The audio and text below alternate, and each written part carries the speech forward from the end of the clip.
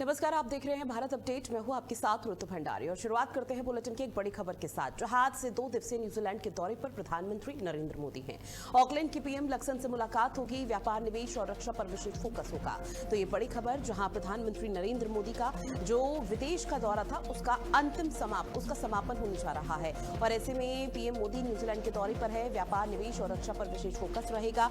जो न्यूजीलैंड के प्रधानमंत्री है लक्सन, उनसे भी मुलाकात होगी और ऐसे में ये 2 दिवसीय दौरा है। और न्यूजीलैंड के दौरे पर चूंकि पीएम मोदी है, 10 और 11 जुलाई को पीएम मोदी फिलहाल न्यूजीलैंड में ही रहेंगे। ऑकलैंड के प्रधानमंत्री लक्सन से मुलाकात करेंगे। उन्होंने ही आमंत्रित यहाँ पर किया था, निमंत्रण बकायदा दिया था ताकि प्रधानमंत्री नरेंद्र मोदी यहाँ पर आए और तमाम कार्यक्रमों में शिरकत करें। लेकिन इस बीच आपको बता दें कि न्यूजीलैंड के दौरे पर भारतीय समुदाय के लोगों से बातचीत कर देंगे। जो भारतीय वहां पर बसे हुए हैं उनसे भी यहाँ पर पीएम मोदी की बात होनी है और इसमें प्रधानमंत्री नरेंद्र मोदी का फिलहाल जो न्यूजीलैंड का दौरा है वो बेहद महत्वपूर्ण माना जा रहा है कई मायनों में। और ऐसे में जब वहां पर पहुंचेंगे तो निश्चित तौर पर भारतीय संस्कृति और भारतीय परंपरा की जो झलक है वो भी इस दौरान देखने को मिलेगी। फिलहाल हर किसी को इंतजार है उन तस्वीरों का जब पीएम मोदी ऑस्ट्रेलिया से सीधा न्यूजीलैंड पहुंचेंगे और न्यूजीलैंड पहुंचकर किस तरह से चीजें यहाँ पर देखने को मिल पाती है। जहां प्रधानमंत्री के दौरे की शुरुआत न्यूजीलैंड सरकार के साथ द्विपक्षीय वार्ता से होगी।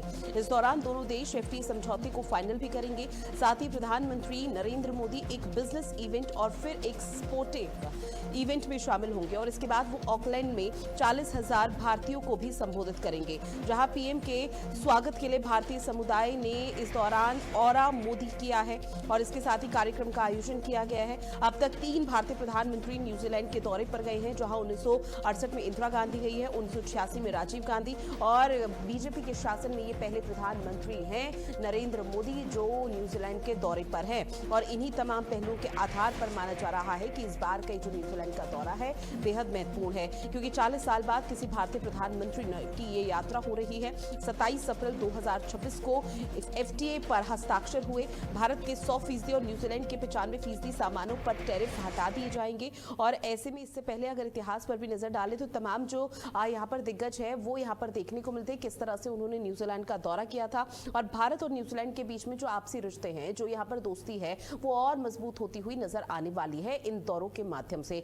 ऐसे में 3 सबसे बड़े समझौते हैं जिसके होने की उम्मीद लगातार पूरे विश्व भर में जताई जा रही है, जिसमें आपको बता दें कि सीधी उड़ान होगी, यूपीआई ट्रांजैक्शन होगा, कृषि होगा, क्योंकि भारत और ऑकलैंड के बीच कोई सीधी उड़ान नहीं है।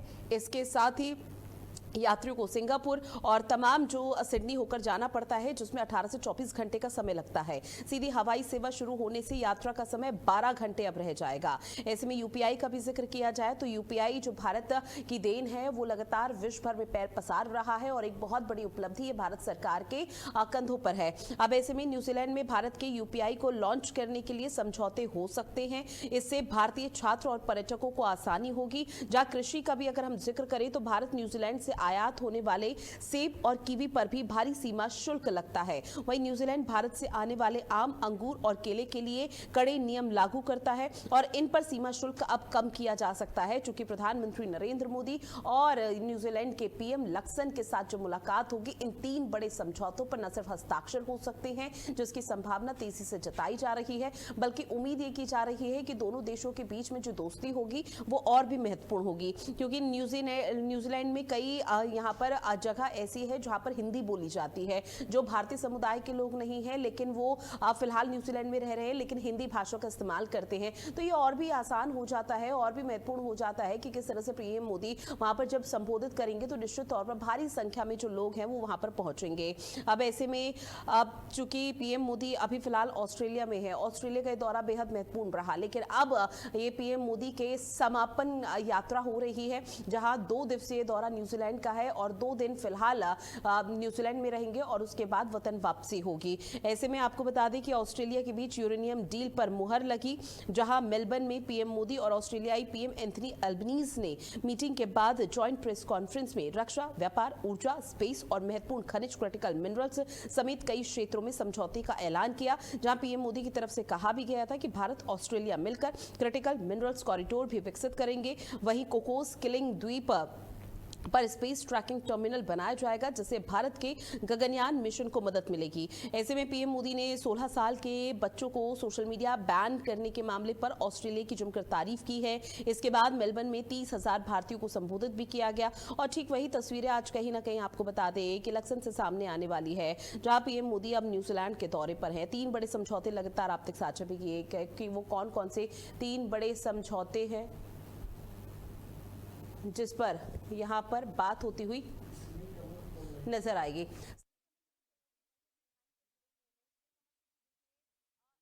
के बाद ऑस्ट्रेलिया और अब सीधा न्यूजीलैंड के 2 दिवसीय दौरे पर पीएम मोदी हैं, तो ऐसे में कौन कौन से वो बड़े समझौते रहने वाले हैं जहां पर हस्ताक्षर हो सकते हैं, जिसकी संभावना बहुत तेजी के साथ जताई जा रही है?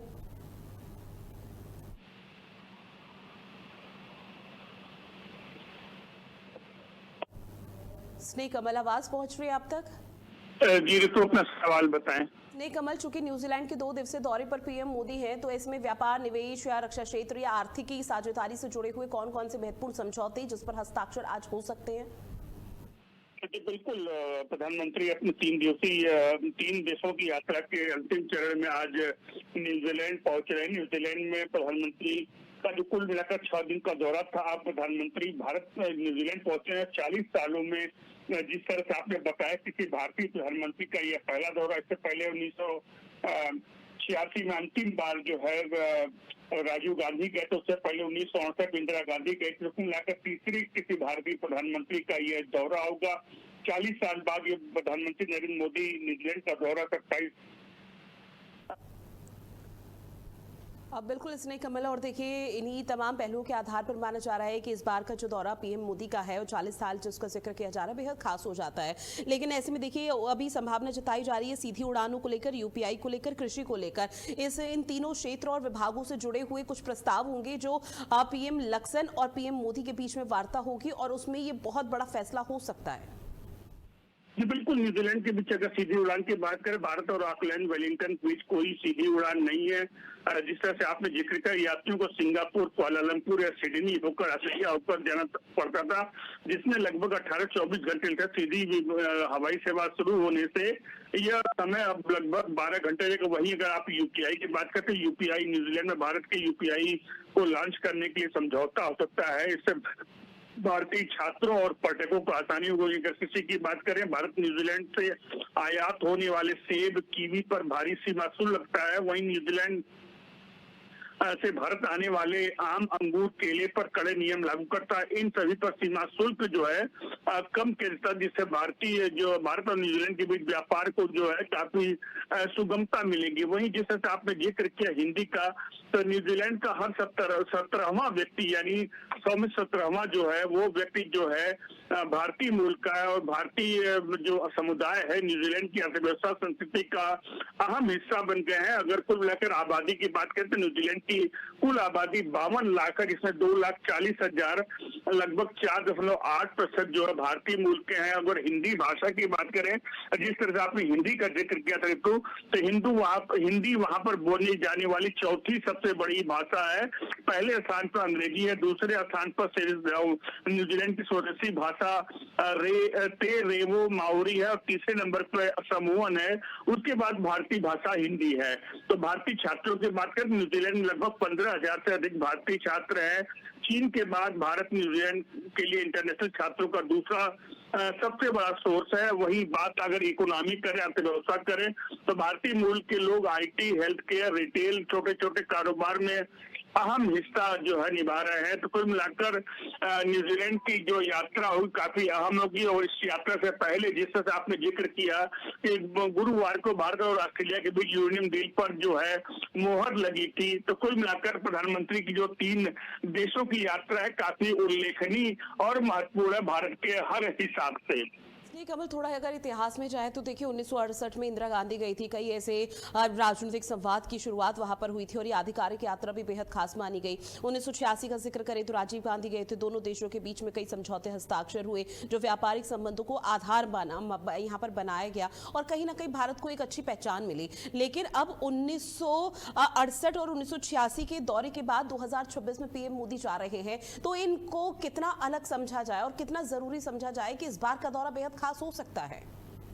अच्छा, बिल्कुल जिस तरह आपने इतिहास का जिक्र किया अगर तो जिस तरह पहली बार कोई भारतीय प्रधानमंत्री 1968 में, उस समय तत्कालीन प्रधानमंत्री इंदिरा गांधी न्यूजीलैंड की पहली आधिकारिक यात्रा के दोनों देश के बीच जो राजनीतिक संबंधों की शुरुआत हुई थी, उसके बाद 1986 में राजीव गांधी जाते हैं। उस दौरान जो है न्यूजीलैंड और भारत के बीच कई व्यापारिक संबंधों पर हस्ताक्षर हुए, कई जो आर्थिक समझौते हुए। उसके बाद अब जो 2026 में 40 साल बाद प्रधानमंत्री नरेंद्र मोदी जा रहे हैं, तो कुल मिलाकर जो 27 अप्रैल 2026 को जो न्यूजीलैंड भारत के बीच फ्री ट्रेड एग्रीमेंट हुए थे, उस पर जो है भारत के 100%, न्यूजीलैंड के 95% सामानों जो टैरिफ लगते थे वो अब हटा दिए जाएंगे। तो कुल मिलाकर भारत और न्यूजीलैंड के उद्योग और व्यापार के हिसाब से अगर देखें तो ये जो है दौरा जो है काफी अहम है। चूंकि आप तो न्यूजीलैंड के 2 दिवसीय दौरे पर है और ये निश्चित तौर पर दौरा बेहद महत्वपूर्ण हो जाता है, लेकिन जब वतन वापसी होगी उस दौरान पीएम मोदी की तरफ से किन किन बातों का जिक्र किया जाता है विदेश दौरे को लेकर, वो देखना बेहद दिलचस्प है। बहरहाल इसने कमल जानकारी साझा की, उसके लिए आपका बहुत शुक्रिया। अब बात करते हैं अगली बड़ी खबर की, जहां केंद्रीय गृह मंत्री अमित शाह का आज रांची का दौरा है। आपको बता दें कि क्षेत्रीय परिषद की बैठक की अध्यक्षता करते हुए केंद्रीय गृह मंत्री अमित शाह नजर आने वाले हैं। मीटिंग में राज्य से जुड़े हुए कई मुद्दों पर चर्चा होगी और ये रांची का दौरा बेहद महत्वपूर्ण है। तो बड़ी खबर, जहां आपको बता दें केंद्रीय गृह मंत्री अमित शाह का रांची का दौरा है और ऐसे में अमित शाह जब रांची पहुंचेंगे तो बीजेपी के कार्यकर्ताओं में फिलहाल यहाँ पर जोरदार तरीके से स्वागत यहाँ पर किया जाएगा और इसके साथ ही काफी उत्साह देखने को मिल रहा है। केंद्रीय गृह मंत्री को अपने राज्य में देखने के लिए विशेष तैयारी की गई है, किसी भी तरह की कोई कसर यहाँ पर न रहे, क्योंकि आपको बता दें केंद्रीय गृह मंत्री अमित शाह अब झारखंड की राजधानी रांची पहुंचेंगे, जहां पर उम्मीदवारों के समर्थन में एक भव्य रोड शो भी यहां पर किया जा सकता है।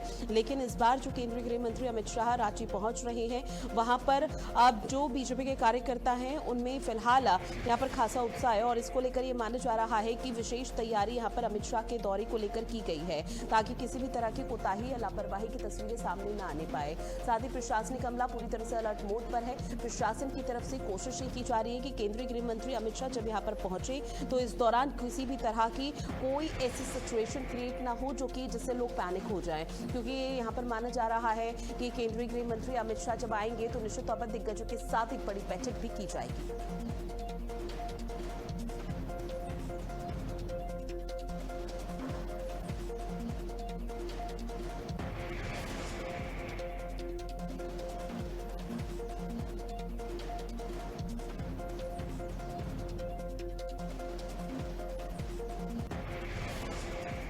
अब बात अगली बड़ी खबर की, जहां सीएम योगी आदित्यनाथ का आज बस्ती और अयोध्या का दौरा है। कई परियोजनाओं का लोकार्पण शिलान्यास होगा, जनसभा को भी संबोधित करेंगे योगी आदित्यनाथ। तो ये बड़ी खबर, जहां सीएम योगी आदित्यनाथ का आज बस्ती और अयोध्या का दौरा है और सीएम योगी आदित्यनाथ का जो बस्ती और अयोध्या का दौरा है ये बेहद महत्वपूर्ण हो जाता है, क्योंकि आज एक बार फिर से सीएम योगी आदित्यनाथ 2 जिलों के दौरे पर हैं और इन दोनों जिलों में विशेष और व्यापक तैयारी सीएम योगी के दौरे को लेकर की गई है, ताकि किसी भी तरह की कोई कोर कसर या लापरवाही की तस्वीरें सामने न आने पाए। ऐसे में सीएम योगी आदित्यनाथ की तरफ से इन दोनों ही जिलों में जनसभा को संबोधित किया जाएगा और सीएम योगी आदित्यनाथ आपको बताते चले कि तकरीबन कई बड़ी और करोड़ों की सौगात भी देने वाले हैं।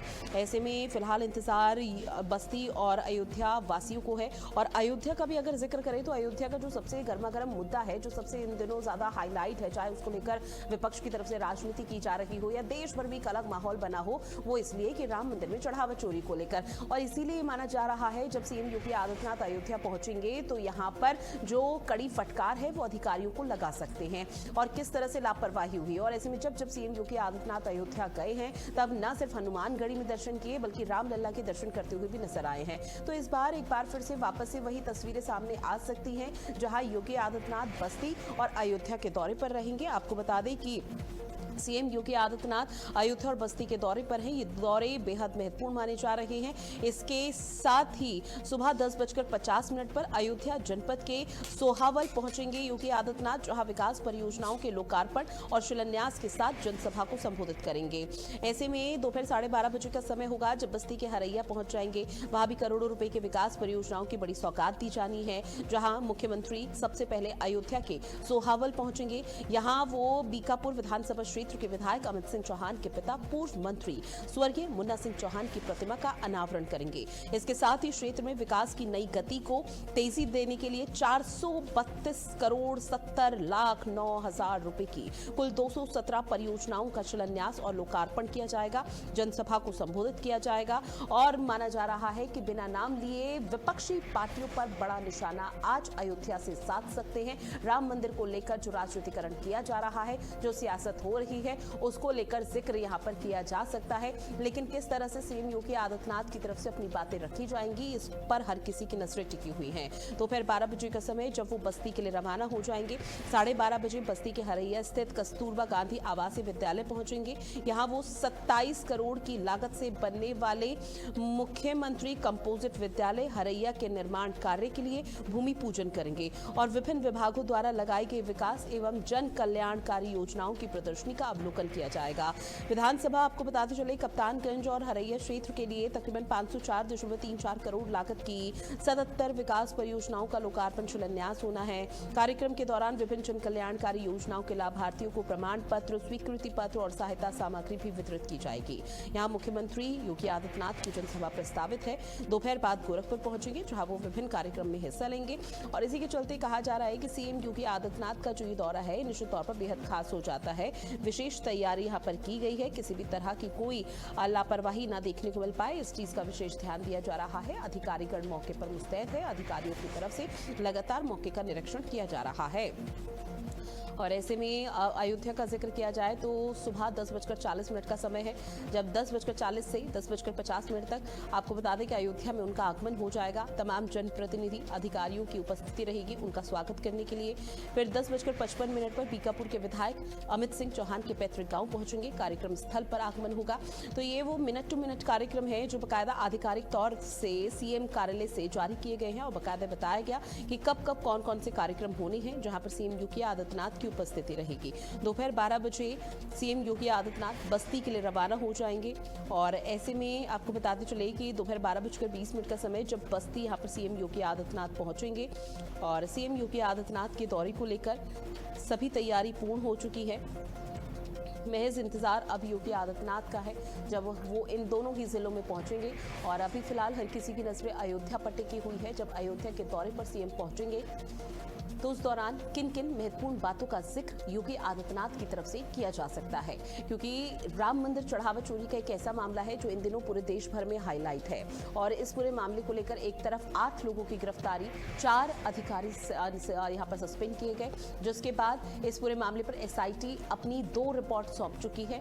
9 पन्नों की रिपोर्ट अभी हाल ही में सौंपी गई थी, जिसमें अनिल मिश्रा को दोषी पाया गया था। चंपत राय को हालांकि क्लीन चिट के तौर पर यहाँ पर दर्शाया गया है एसआईटी की तरफ से, लेकिन 15 जुलाई अब से महज 5 दिन बाद जो यहाँ पर सरकार के समक्ष रिपोर्ट रखी जाएगी उसमें क्या कार्रवाई होती है वो तो आने वाला वक्त बताएगा। लेकिन सीएम योगी आदित्यनाथ की तरफ से अधिकारियों की फटकार या फिर क्लास यहाँ पर ली जा सकती है और अधिकारियों से बात करते हुए यहाँ पर किस तरह से अव्यवस्था की जा रही है। और जब रामलला के दर्शन करने के लिए पहुंचेंगे, हनुमानगढ़ी में भी दर्शन करेंगे, तो वहां पर साधु संतों से भी मुलाकात होगी और इसके साथ ही राम मंदिर समिति न्यास से भी मुलाकात आज योगी आदित्यनाथ की हो सकती है। तो कई परियोजनाओं का लोकार्पण शिलान्यास होगा। लगातार 2027 के विधानसभा चुनाव के लिए रूपरेखा तैयार की जा रही है, बाकायदा वो रोड मैप तैयार किया जा रहा है किस तरह से 2027 के विधानसभा चुनाव के लिए फतेह हासिल यहाँ पर करनी है। और ऐसे में जब सीएम योगी आदित्यनाथ यहाँ पर पहुंचेंगे तो निश्चित तौर पर ये बेहद खास हो जाता है और इसके साथ ही जनसभा को संबोधित करेंगे जहां तमाम लोगों की उपस्थिति रहेगी, क्योंकि न सिर्फ अयोध्या बल्कि बस्ती वासी भी बेहद उत्साहित नजर आ रहे हैं सीएम योगी आदित्यनाथ को अपने जिले में देखते हुए और उनको सुनने के लिए काफी बेसब्री के साथ इंतजार किया जा रहा है। और ऐसे में योगी आदित्यनाथ की उपस्थिति इन दोनों ही जिलों में, क्योंकि अयोध्या में अभी फिलहाल बीजेपी कहीं ना कहीं कमजोर है और दूसरा राम मंदिर का मुद्दा जैसे ही विपक्षी पार्टी के हाथ लगा तो उसको 2027 के विधानसभा चुनाव के लिए भुनाने की कोशिश कर रही है। एक ये नैरेटिव सेट किया जा रहा है कि राम मंदिर को लेकर जब तक बना नहीं था या जब प्राण प्रतिष्ठा होनी थी तब सारा श्रेय लिया जाता था, लेकिन आज चोरी हो गई है तो उसको लेकर ना क्रेडिट ले रहे हैं ना जवाबदेही यहाँ पर किसी की है। अब ऐसे में इस पूरे मुद्दे को लेकर कहीं ना कहीं किसी तरह की ऐसी स्थिति देखने को मिल सकती है जिसमें माइनस पॉइंट यहाँ पर बीजेपी के लिए रहे। और इसमें सीएम योगी आदित्यनाथ का यहाँ पर आगमन किस तरह से तैयारी की जाती है, कौन कौन दिग्गज यहाँ पर मौजूद रहता है या किस तरह की अव्यवस्थाएं यहाँ पर देखने को मिल पाती है, फिलहाल उस पर नजरें टिकी हुई है। ऐसे में इन दोनों ही जिलों में ट्रैफिक एडवाइजरी भी जारी की गई है और ऐसे में सीएम योगी आदित्यनाथ जब यहाँ पर पहुंचेंगे तो उनके काफिले को भी दिक्कत ना हो।